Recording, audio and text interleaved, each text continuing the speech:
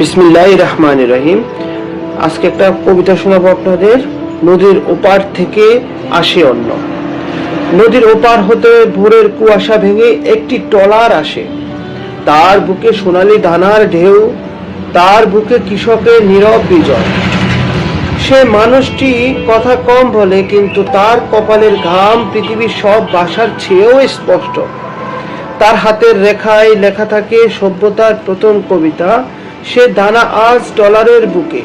সে কেবল শস্য নয়, সে মাটির গভীর প্রার্থনা। সে সন্তানের মুখে ভাতের হাসি।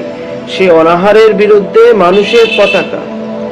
নদী তাকে চেনে বহুদিন, কেউ তাকে সালাম জানায়। বাতাস তার পথের পাশে দাঁড়িয়ে অদৃশ্য করতালি দেয়। কারণ কৃষক মানে শুধু একজন মানুষ নয়, কৃষক মানে ঋতুর সঙ্গে যুদ্ধ করা সৈনিক, সূর্যের আগুনে পুড়ে ওঠা ধৈর্য, বৃষ্টির ভেতর দাঁড়িয়ে থাকা আশা, রাত্রির অন্ধকারে আগামীকালের প্রদীপ। ট্রলারটি যখন ঘাড়ে ভিড়ে, মানুষ দেখে শুধু দানা নামে। আমি দেখি একটা দেশের মেরুদণ্ড নেমে আসা তীরে, একটি জাতির সম্মান কাঁধে তুলে হাঁটে। হে পৃথিবী, হে পৃথিবী, যদি জানতে চাও মহত্ব কাকে বলে, রাজপ্রাসাদে যেও না, যেও নদীর ধারে, যেখানে কাদা মাখা পায়ে এক কৃষক এখনো ভবিষ্যৎ বয়ে আনে।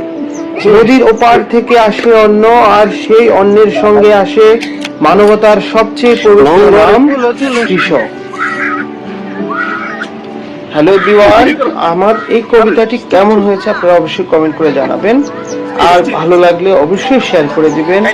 সবাই ভালো থাকবেন। আসসালামু আলাইকুম ওয়া রাহমাতুল্লাহ।